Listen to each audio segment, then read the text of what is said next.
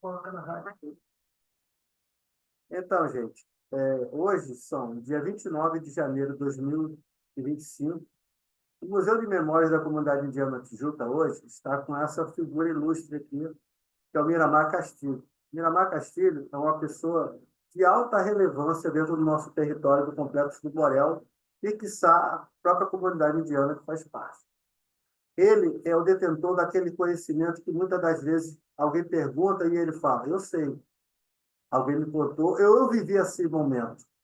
E ele é o responsável pela rádio comunitária do Borel. Então, imagina o quão ele é importante nesse segmento de transmitir as informações do dia a dia. Ele é um parceiro nato do posto de saúde CMS Carlos Figueiredo Filho, postinho do Borel, o Instituto de Cidadania. Todas as entidades aqui, se falarem que não conhecem o Miramar, então não existe aqui no Borel. E o Miramar vai falar um pouco da história de vida dele para a gente. Quem é o Miramar Castilho?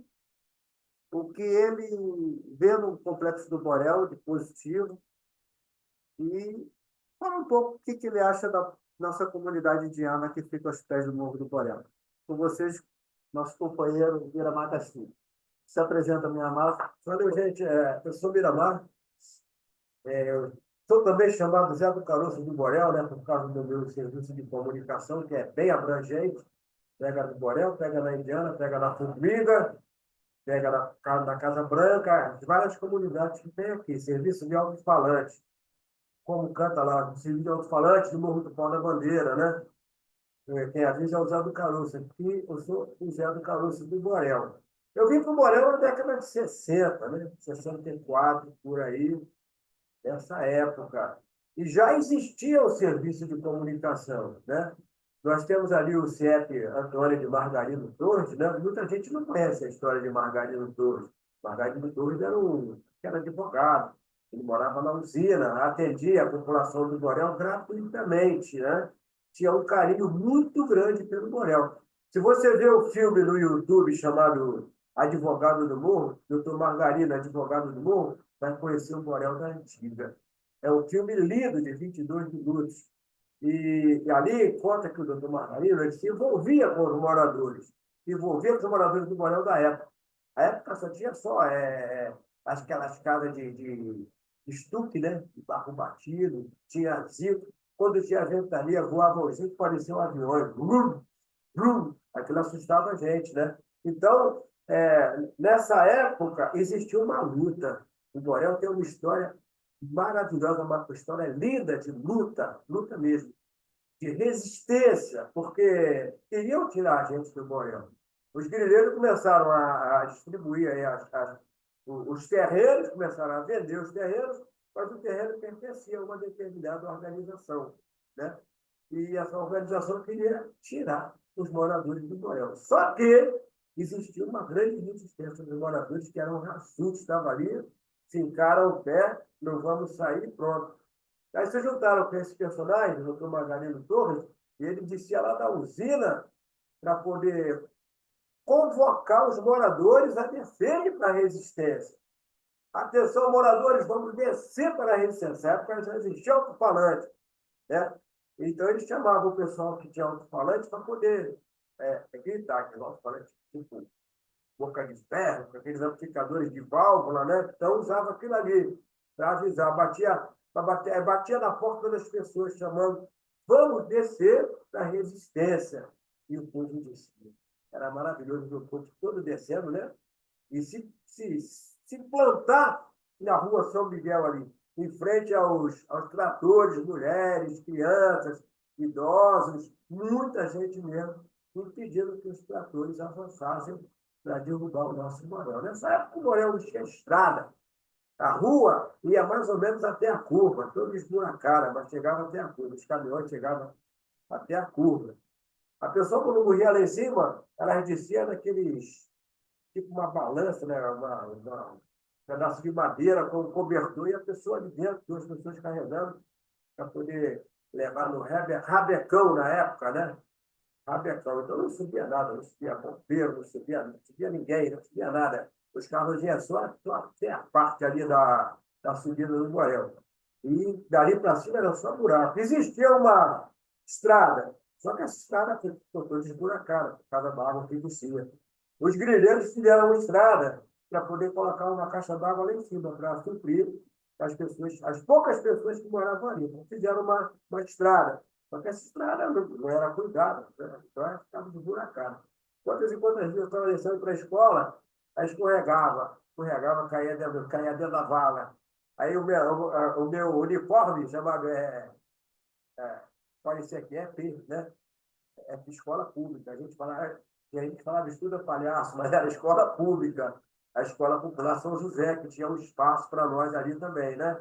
O Colégio São José, o colégio tradicional, o colégio marista, né? Tinha um espaço que servia a comunidade do Boré. Nós estudávamos ali. Eu tenho até fotos, né, daquela época.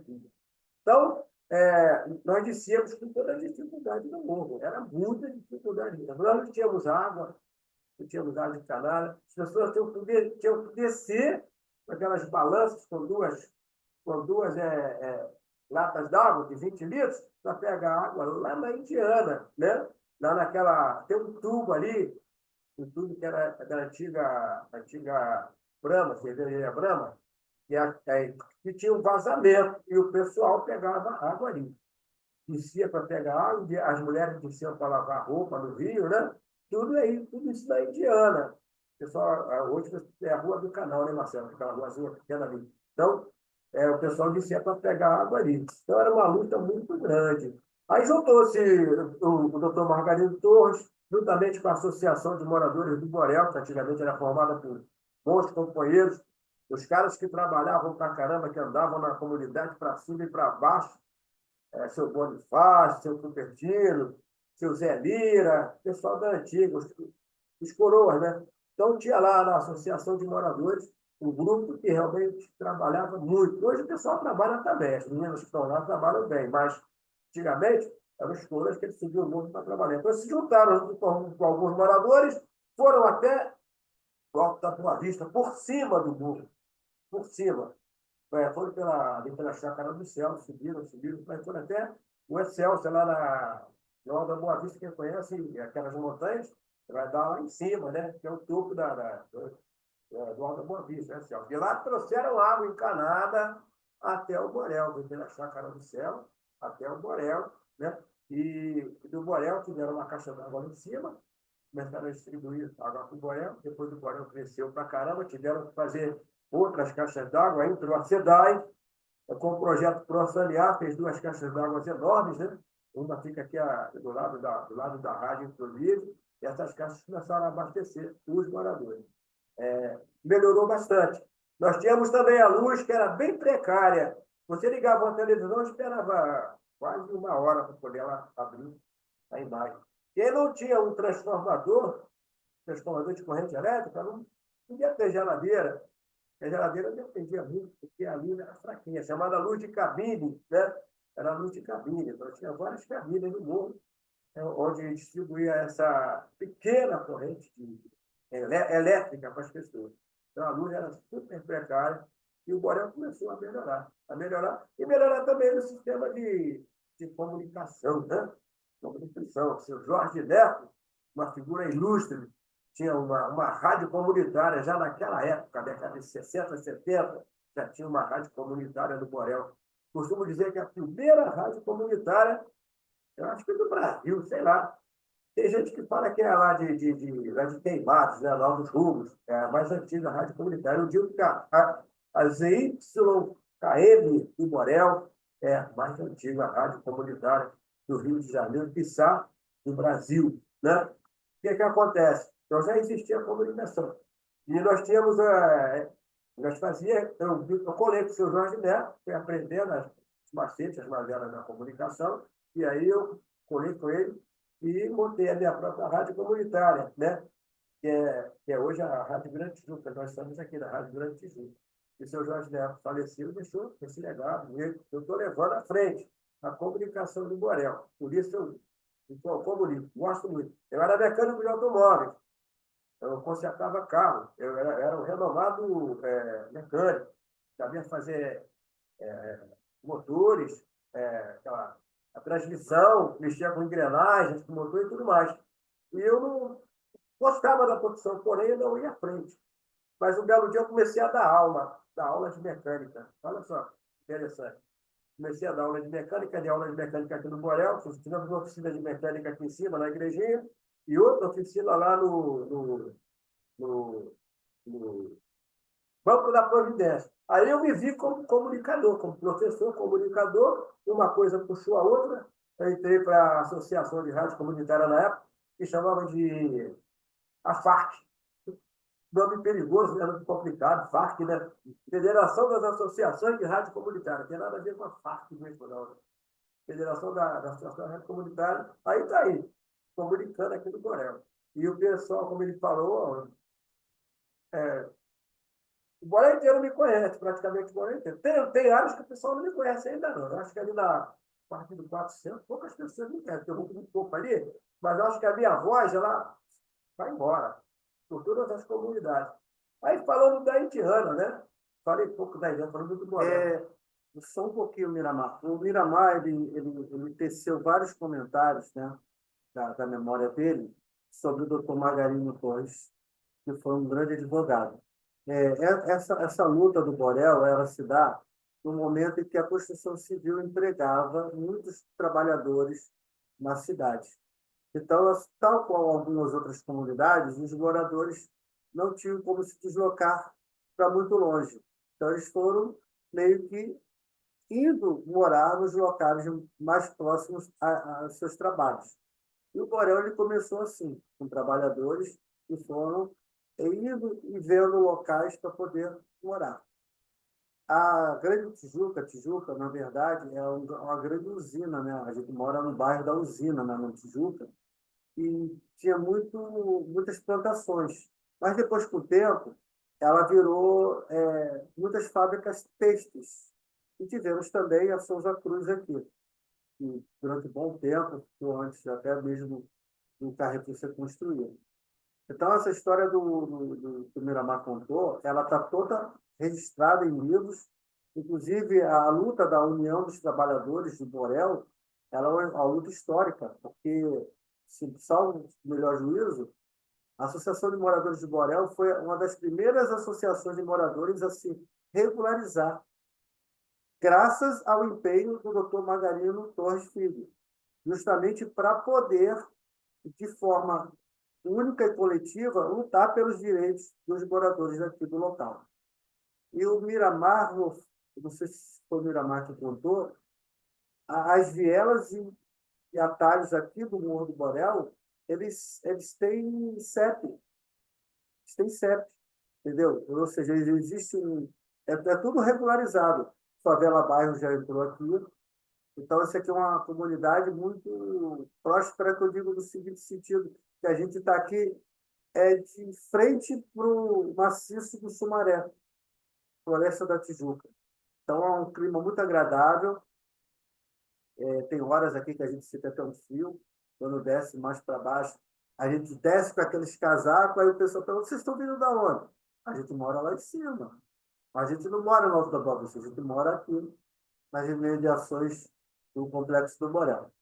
E agora o Miramar ele vai dar continuidade falando um pouco sobre a comunidade indiana. Só que ele só não comentou sobre a participação dele ativa também na saúde. Ele é um grande parceiro. Eu gostaria que o Miramar falasse um pouco sobre a saúde. A saúde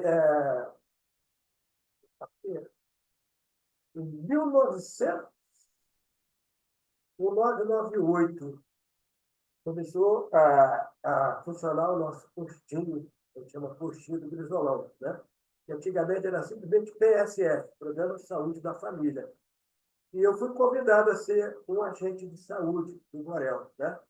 Inclusive, que eu ia trabalhar na Globo, eu ia ser da Globo, mas eu fui chamado pelo Altamiro, o presidente Altamiro, para trabalhar aqui no Borel, né? Então, eu abandonei a Globo, deixei a Globo para lá.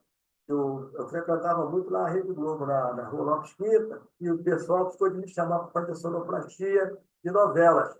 Ficou só de arrumar uma novela para me fazer, mas aí, quando eles arrumaram, já era. Eu estava trabalhando no Borel como agente comunitário de saúde. Aí foi para mim designado, né, trabalhar na Ladeira do Moreira.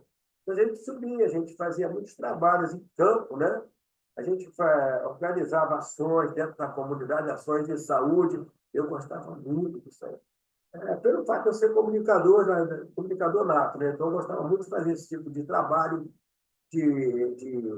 dentro da área do Torel. Sobre os projetos de saúde que a gente conhece. Agora, por exemplo, está tendo a dengue, né? A situação da dengue. Então, temos que divulgar a, essa doença, né? A dengue, né? A epidemia de dengue. Nós tivemos a Covid parou tudo, estacionou tudo, teve muita coisa assim dentro dessa área, não. Mas agora está voltando aí a dengue. E a gente está divulgando os cuidados para dentro, como sempre foi divulgado. A gente continua agora divulgando. Então, o meu trabalho de comunicação junto ao posto atualmente é esse, é divulgar. A coordenadora manda para mim algumas coisas e eu divulgo aqui. Eu participo lá do posto também, vou lá muito, né? Estou atendido como qualquer funcionário, como qualquer usuário, né? Já fui funcionário, mas hoje eu sou usuário. Eu chego lá, me tratam com o maior carinho. Então, eu sinto muito orgulho do nosso postinho, né? Hoje é o CMS Carlos Figueiredo Filho. Deveria ter o nome do seu Sebastião Bonifácio, que foi um grande trabalhador de Borel, presidente da Associação de Moradores por vários anos, e aí ele convidava para o nome dele ser colocado no posto. Só que ele não aceitou, ele não quis. Ele preferiu que fosse. Não, foi. CMS Carlos Figueiredo Filho. O Carlos Figueiredo Filho segundo ele, é o pioneiro de visitas, né? Ele fazia visitas a muitos moradores de Borel. Depois teve o doutor Rossini, fazia visitas aos moradores de Borel. Então, ele foi o pioneiro desse trabalho. Então, ele preferiu colocar esse nome do doutor Carlos Figueiredo, né? E aí colocou o nome, ficou sendo CMS Carlos Figueiredo Filho. E eu atuei no postinho, acho que quase 10 anos, o postinho parou várias vezes por falta de apoio, né? De apoio das organizações, o que trabalha junto com as organizações. Nós tivemos a Fiotec, nós tivemos a Viva Rio, várias instituições nos apoiavam. Agora, a Viva Rio de novo, nós já tivemos várias vezes apoio. Nós temos o pessoal que vem de fora, o pessoal que vem da saúde mesmo, profissionais de saúde, e temos os agentes de saúde que são cobertos, né, digamos assim, são apoiados por uma determinada organização. Sempre assim. Nós tivemos a CEDAPS, que nos apoiava, mas teve um momento que ninguém queria nos apoiar, e o posto quase fechou. O posto quase fechou, o posto foi abandonado. Então, nós tivemos um trabalho coletivo lá dos agentes de saúde, começamos a tomar conta do posto. Não, ninguém vai invadir, ninguém vai entrar aqui, não. Aí tinha vários personagens, tinha a Mônica, tinha a Nara, vários personagens, a gente começou a tomar conta do posto. A Nara era enfermeira, a gente fazia plantões, né, lá no posto. E aí o posto sobreviveu, era para ter acabado, sobreviveu. E a gente mudou, existem até vídeos também na internet, a gente foi no centro da cidade, pedir apoio, nós fomos na prefeitura várias vezes, no famoso o sofá vermelho lá do prefeito, aguardar o prefeito para pedir apoio, pedir ajuda. Nós fomos no centro da cidade, fizemos uma caminhada pela Rio Branco, caminhada dos ACF, pedindo apoio. Foi toda uma luta muito grande. E hoje nós temos aí o nosso curso, né? Muito bom esse registro que o Miramar está fazendo, porque a gente vê, ele sabe muita coisa, viveu muita coisa, e a gente hoje está fazendo esse registro justamente para que as pessoas nunca esmoreçam, né? Nunca desistam. Porque vale a pena você lutar pelos seus ideais, vale a pena você lutar, porque você vê, hoje ele usa o posto. Tempo atrás ele trabalhava no posto. E assim, é muito, muito satisfatório escutar essa história, essa experiência que ele está nos passando aqui. Agora, Miramar, você conta a história da Indiana. Como é que você vê a Indiana? Você também tem um trabalho lá muito, muito bom, que é aquela rádio, que é aquela Indiana Morel. Indiana Morel. Então, você divulga, potencializa aquele comércio local, você avisa, inclusive, notas sobre a saúde, e aí é com você. Eu queria falar assim, da questão da Indiana, a história da Indiana, sim, eu conheço pouco, né? Eu conheço pouco porque dizem que existia uma família, não sei, essa parte eu não conheço. A única coisa que eu guardo da Indiana foi em 66, uma grande gente que teve, né? Uma cabeça d'água veio lá do alto da Boa Vista, que pegou a Indiana, pegou toda aquela área, aquilo virou um bar. Inclusive, até o prédio Maracaí, na época, não existia, então aquela área ficou sendo área de risco. O CIEP, onde é o CIEP, ali era um lixão, né? Não tinha o CIEP ainda não, era um lixão, depois virou um campo de futebol. Aí teve parque de diversão, teve circo, depois virou campo de futebol, mas antes era um lixão chamado A Galinha Comeu. Né? Aí tinha toda a área da Indiana, inclusive, é taxada como uma área de risco, era perigo, né? Então, a gente sabe disso, é necessário que se faça abate para poder os moradores permaneçam naquele local. Mas eu estava falando o seguinte, que assim, essa questão da água, né? Que a gente ensina para poder encher os nossos galões de água na época. Então, a Indiana cresceu praticamente junto com o Borel. Muita coisa aconteceu, né? A Indiana cresceu, o Borel também. E hoje nós temos lá o nosso serviço de rádio poste, né? Chamada rádio, o pessoal chama de pica-pau, rádio poste. Tem lá eu resolvi ampliar nossa rádio. Nossa rádio era a rádio comunitária. Eu chamo hoje de rádio local. Eu não posso colocar um transmissor muito forte porque a legislação que é federal não permite, a Anatel não permite. Então, tem que ter um transmissor fraquinho para poder pegar só dentro da comunidade. No dial, você liga ali no seu rádio e você vê. 96.1, você vai ouvir a rádio, né? Mas também você hoje ouve através da internet, né? Uma web rádio, que é grandetijucafm.com.br. E aí eu resolvi também fazer a rádio poste, a rádio de caixinha. O que eu fiz? Eu mesmo montei as caixinhas, tem uma oficina aqui na rádio, montei as caixinhas, levei as caixinhas lá para a Indiana, coloquei alguns postes, né? E liguei daqui de cima até lá embaixo. Tem cerca de 1.500 metros, daqui até lá na entrada do Borel, cerca de 1.500 metros. Eu liguei a primeira caixa lá, a segunda, a terceira. Eu mesmo fiz, sozinho, sozinho. Eu, às vezes, chamava companheiros para ajudar, mas a maioria queria dinheiro, queria grana. Eu não tinha grana. Eu tinha vontade de fazer isso. Pouco dinheiro que eu tinha, eu comprava os equipamentos, comprava, às vezes, a prestação e tudo, né?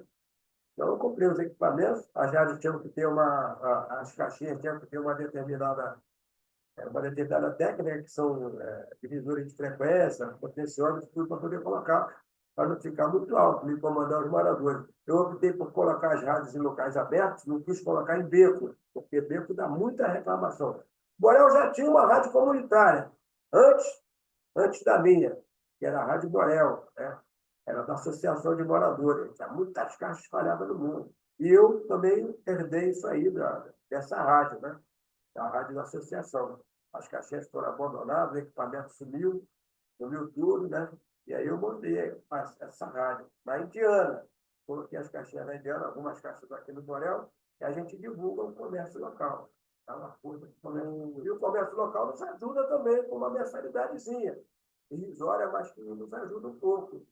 Então, a gente divulga o comércio local e também importa, como o Marcelo falou. Na verdade, a rádio comunitária, a que hoje atua dentro da Indiana, ela nasceu de uma reunião que o Miramar participou junto com os comerciantes locais em março de 2018. Então, o comércio, ele não se falava, tipo, não era tão organizado quanto é hoje. E o Miramar, nessa feita, foi feita uma proposta para que as pessoas se comunicassem. O Miramar, a rádio comunitária dele, já estava no Borel já há muito tempo, como ele falou.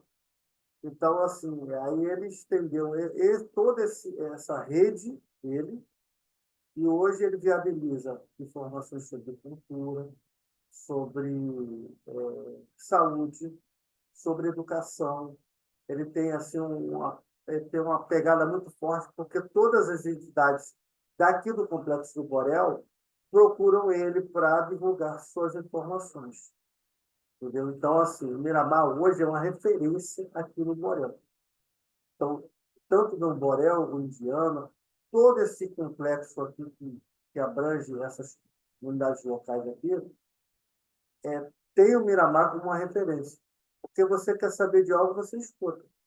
E a rádio dele é uma rádio tão organizada que ela funciona praticamente quase que 24 horas, né? Só no horário de silêncio, acho que até 6 horas da noite, 8 horas. A rádio funciona. Nós temos até no nosso WhatsApp, o limite na rádio.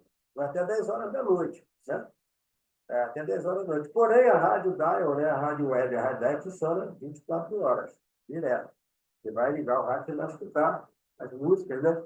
Quando os nossos transmissores aqui param de transmitir, aí entra a parte web, né, que é da rádio web mesmo, né? Entendeu? E aí nós temos a rádio comercial da Indiana, funciona até às 5 horas. Sim. Horário de expediente, juntamente com o horário de expediente da Associação de Moradores. Passa um pouquinho, até às 18, porque e pega as pessoas passando. Se eu parar às 5 horas, aí quando começa o movimento de ida e vinda do pessoal dentro do trabalho, aí não vou ouvir nada, né? Porque a rádio vai estar desligada. Então eu prefiro ir até às 6h30, por aí. E às 18h30, que aí tem o pessoal passando e ouvindo as comunicações. Então, umas musiquinhas também, às vezes, procura animar a comunidade, né? O Miramar, como eu falei, ele faz parte da cultura local. Ele ele é um comunicador popular, ele divulga informações, mas ele faz parte da cultura local. Então, nada mais justo que a gente registrasse essa história, essa narrativa dele, esse depoimento, para que quem não conhece a história do Miramar, quem não sabe um pouco dessa história que ele fala, nós que somos um pouco jovem jovem mais tempo, a gente conhece um pouco da história do Miramar. Mas tem muitas pessoas que são mais jovens que nós que não conhecem. E é bom ver, escutar, conversar com ele, para entender por que a gente faz questão de estar aqui, por que a gente vive aqui. Porque é um local agradável. Só em você abrir a janela e ver a floresta da Tijuca, só em você ter esse clima agradável, entendeu? É uma potencialidade que todos nós aqui temos. A gente tem. A comunidade, de alguma forma, cresceu, mas o planeta cresceu. Isso é da natureza. Entendeu? Não tem como você falar, ninguém vai crescer, tudo cresce. Tá bom? Miramar, muito obrigado aí pelo seu depoimento, foi um prazer. Nós estamos registrando essas entrevistas históricas, a gente não podia deixar de ter você também nesses registros para que todos conhecessem a sua história, tá bom? Muito obrigado. Fica com Deus. Também agradeço a todos, tá? E é isso aí, gente.